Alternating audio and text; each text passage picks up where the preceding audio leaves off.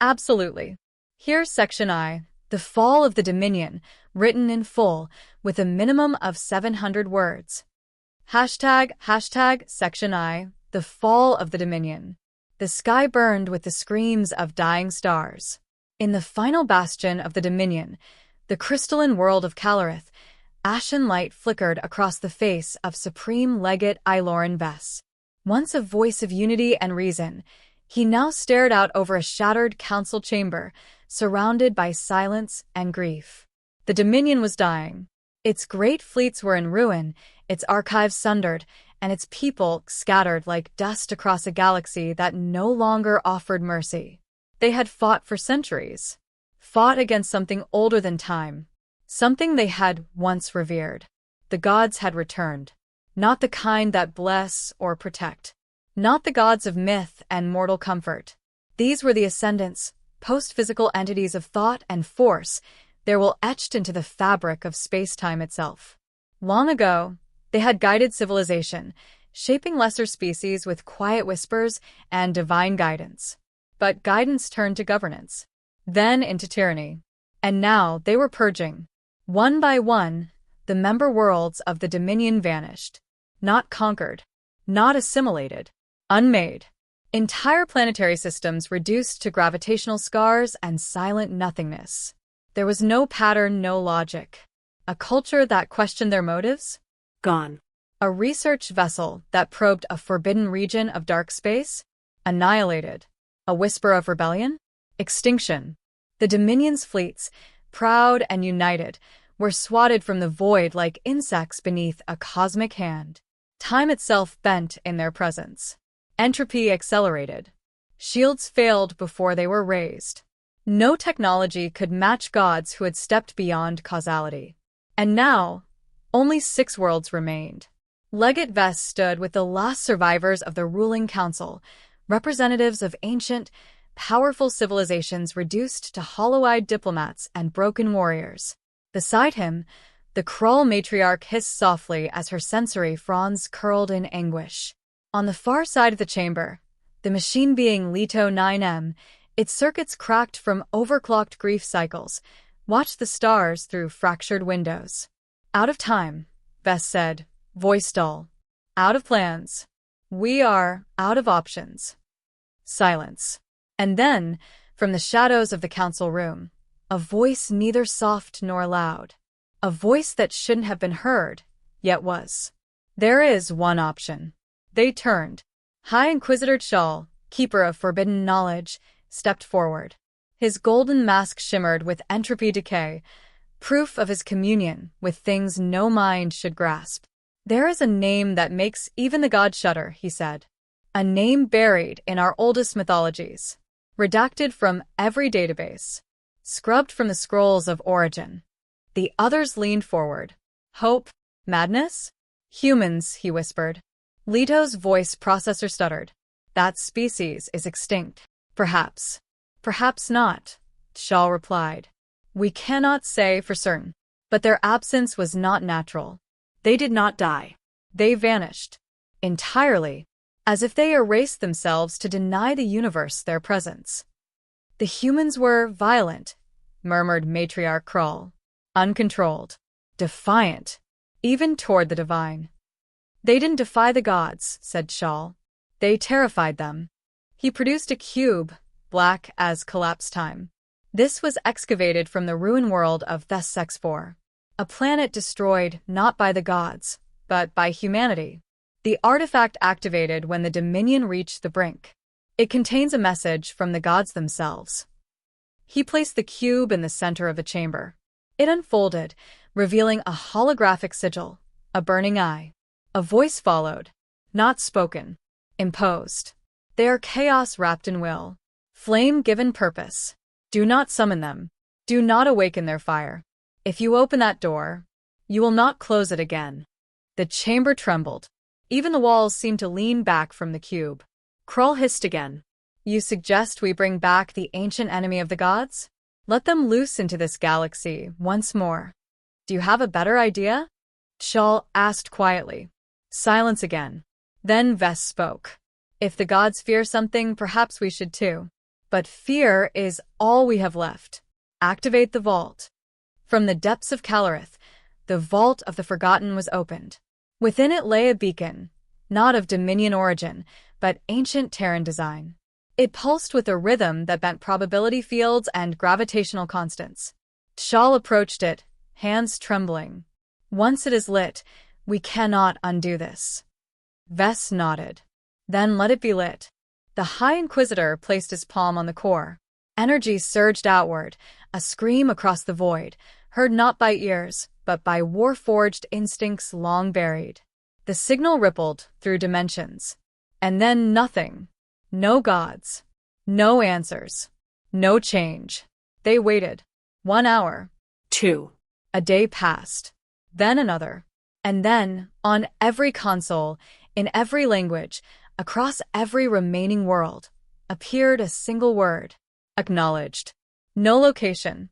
No identity. No signature. Just the promise. They had heard the call. And they were coming. Let me know if you'd like to continue with Section 2. Certainly. Here's Section 2. We remember what you did, written in full with a minimum of 700 words. Hashtag Section 2. We remember what you did. They arrived without ceremony. No fanfare. No declaration. Only silence and motion. The Dominion's orbital defense systems around Calorith flared as something tore through localized space-time, a rupture, not a vessel. An unnatural cleave in reality, like a wound that refused to close. From it emerged ships of dark alloy, jagged silhouettes that drank starlight rather than reflected it. There were no identifiers. No heat signatures. No recognizable engines. They simply were, as if space itself allowed their passage out of obligation, not physics.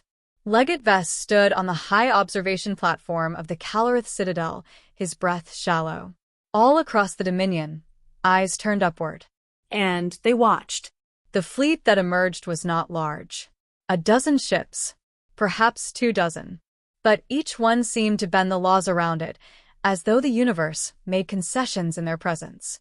What are their energy readings? Vess asked the central console AI. Unclear, it responded. Sensors are inconsistent. Mass readings fluctuate. Core temperature exceeds stellar thresholds in some scans, non-existent in others. Alive? Asked Leto 9M, standing nearby. Unknown. That was the most terrifying part. These weren't ships in the conventional sense. They weren't built. They were manifested. And then, without warning, one of them appeared in orbit. Not through movement, but through repositioned existence. One moment empty sky. The next, a leviathan above the citadel, like a judgment given form. A soft pulse vibrated through the citadel's defense grid. No weapons fired. No system activated. They had been bypassed. Or ignored. They've breached the inner perimeter, a technician shouted. No, said Vess, as a new presence shimmered into view within the chamber. They've entered. A figure now stood among them. It was humanoid. Tall. Armored in seamless plates of matte black. No insignia, no color. Just void-shaped metal. A thin slit ran across its helmet, red and unwavering. No visible weapon. No movement. Yet the room fell to silence as if held hostage by its presence alone. I am Adjutant, the figure said. Its voice was filtered, synthesized, yet impossibly clear, cutting through the minds of all who heard it. Directive 7 has been initiated. The reckoning is in motion. No questions. No greeting. No explanation. Just cold precision. You heard our call, Vess managed. We heard your desperation, the adjutant replied. The gods return. We remember what they did. We remember what they tried to do to us. The figure's tone never changed, but the room seemed to grow colder. You fought them once, Shal said. Long ago. Correction, said the adjutant. We ended them. We left the fragments alive, so they would remember. We gave them memory. We gave them fear. Matriarch Krull bristled. Then why did you vanish? Why did you not remain to defend others? The adjutant turned its head slowly. Because you were not ready. Because you feared us more than them. The council fell into silence. It continued. You erased our name from your libraries. You deleted every record, every warning, every treaty we forged. You labeled us monsters. You were, Leto said quietly. The records spoke of war crimes, of planets scorched, of extinction wielded like a scalpel. We are not heroes, the adjutant said. We are not saviors. We are the final argument, the dead man's switch of a sane universe. When reason fails, when hope ends, we remain. T'Challa's voice was reverent. The gods feared you. Truly, they do not fear your fleets, or your science, or your prayers. They fear consequence. They fear us. The adjutant raised a hand. A holographic star map appeared, constellations aligning, rotating until a singular point blinked in blood red. The nexus at Shatterpoint. That is where they gather. That is where we begin. But wait, Vess said, stepping forward. You're going to war just like that? You don't need intel, support, resources? We require none, the adjutant answered. We've spent 1,000 years preparing. We are always prepared. Krull's fronds twitched. Then you didn't come because of our plea. You came because your war never ended. The figure paused. It was never a war. War implies contest, struggle. This is eradication. And then, without ceremony, the adjutant vanished, leaving only the scent of ozone and the hum of power where it had stood. Across the stars, the human fleet moved. No propulsion trails. No lightspeed delay. They simply arrived. In the Dominion's capital, stunned silence gave way to quiet awe. For the first time in generations, a sliver of hope crept into their chests. But it was laced with dread. T'Challa stood near the beacon, which had now gone dark. He whispered to no one, "May the gods forgive us for calling them back."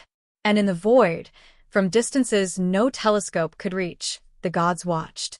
And for the first time in millennia, they remembered fear. Let me know when you're ready for Section 3. The gods will bleed. Certainly. Here is Section 3. The gods will bleed with a minimum of 700 words. Hashtag Section 3. The gods will bleed. The stars themselves seemed to recoil as the human fleet tore through the void. No banners, no battle cries, no attempt to rouse the Dominion's scattered forces. The humans moved with the cold precision of an executioner's blade, swift, silent, inevitable.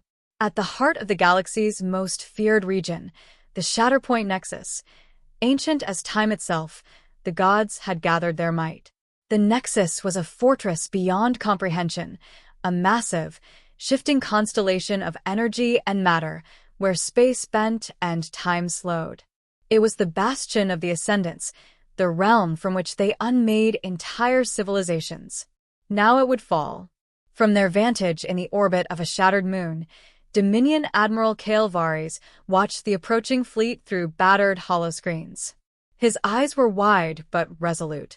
Around him, officers buzzed with frantic energy, issuing commands that would never reach their targets.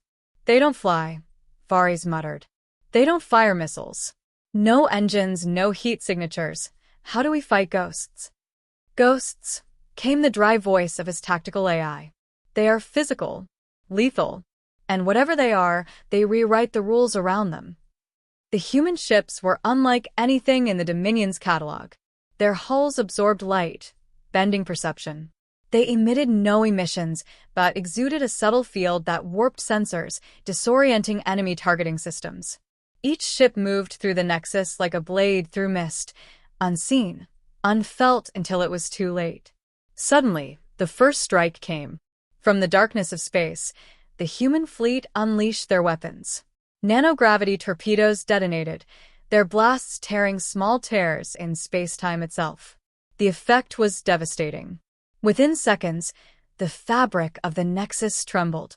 The gods, entities of pure energy and thought, felt the bite of these weapons as if their very existence was being unraveled. A god screamed. The sound was unlike anything mortal ears could bear, an etheric wail that bent minds, twisted memories, and spread terror like wildfire. That scream rippled through the Nexus and across countless worlds, a reminder that even gods could bleed.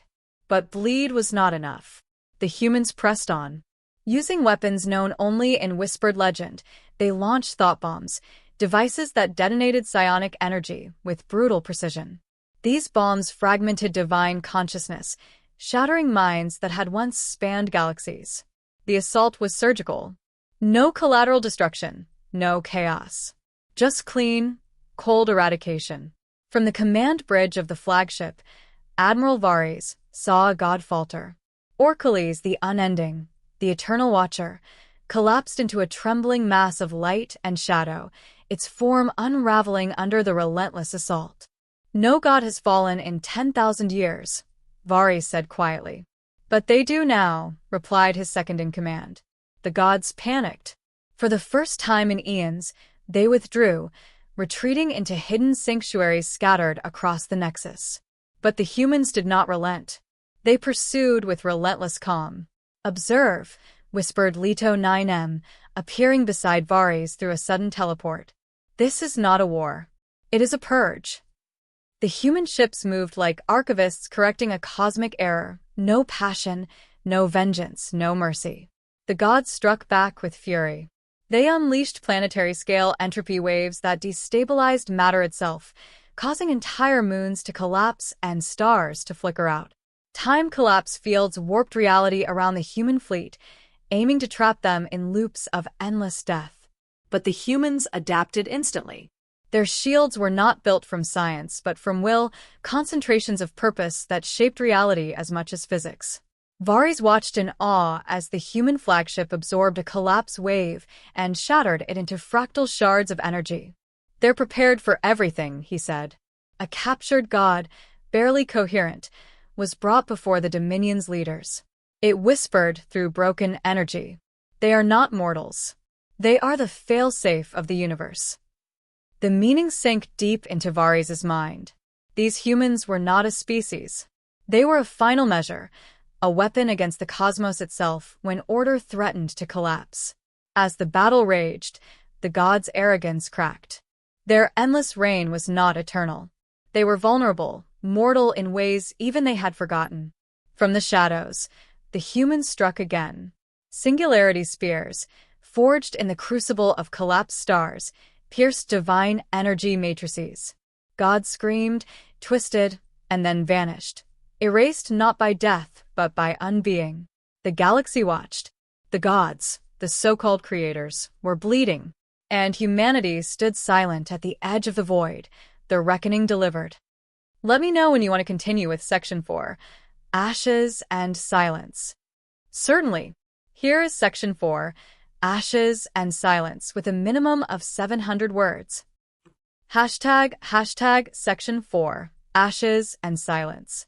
The final battle was not fought in glory or fury. It was a quiet reckoning, a folding of destiny that shattered the last illusion of immortality.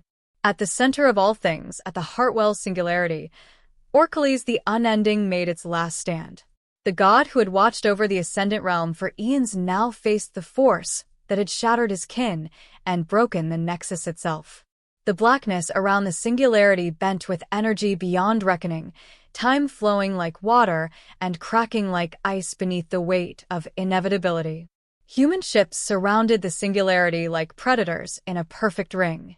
The lead vessel, dark as void and etched with the burning eye, unleashed what the adjutant had called the Absolute Protocol. It was a weapon unlike any other. Not a missile, not a bomb, but an unmaking, a wave of pure conceptual erasure. It didn't merely destroy matter or energy. It erased the very idea of existence itself, unraveling the concept of the god's being from every strand of reality. Orcales screamed, if a god could scream, a sound that shattered stars and cracked space-time. But then, the unthinkable happened. Orcales simply ceased. No ashes. No residue. No echo. It was as if the god had never been. In the silence that followed, time itself paused. The Dominion fleets, scattered across the Nexus and beyond, hesitated. Their weapons faded. Their ships drifted in the eerie calm. The ascendants were no more. The gods who had once ruled without challenge were now dust and shadow. The Nexus, once a fortress of timeless power, was a hollow ruin. The surviving Dominion worlds cautiously sent expeditions to the god worlds. What they found was beyond understanding. Cities of light reduced to shadows, memories etched in energy that no longer responded, and silence that stretched into infinity. Human fleets remained, but they did not celebrate. They orbited the god worlds like silent sentinels. No broadcasts, no cheers, only the steady hum of ships that had completed their purpose. In the great halls of Calorith, the last leaders of the Dominion gathered once more. The adjutant returned, as silently as before, standing amid the broken council. "Why did you help us?" Legate Vess asked, voice heavy with gratitude and confusion. Thorn's helmet reflected the dying light of the shattered star outside. "We did not help you." Vess frowned. "Then why intervene?" "Balance must be maintained. The ascendants became a cancer on the fabric of existence. We exist not to save worlds, but to ensure equilibrium." The adjutant paused. "You called us because you feared the end. We came to ensure the beginning of what follows the end." "And now?" Krull hissed softly. "Now we leave. You owe us nothing. Remember our warning. Do not summon us again."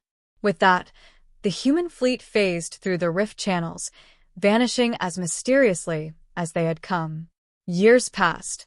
The Dominion rebuilt slowly, haunted by the ghosts of gods who had never been defeated and a species that no one dared to remember aloud. Among young scholars and whispering historians, questions stirred. Were the humans real? One asked. Or just a myth? Another replied. Stories circulated, dark ships appearing at the edge of space, gods who once trembled before an ancient fury, and a silence that followed in humanity's wake. In the quiet of space, across the rebuilt worlds, the last message echoed on every horizon. Do not summon us again. And somewhere, beyond the veil of known reality, a truth lingered. They do not seek dominion. They are the silence that follows hubris. Let me know if you want the entire story compiled, edited, or expanded in any way.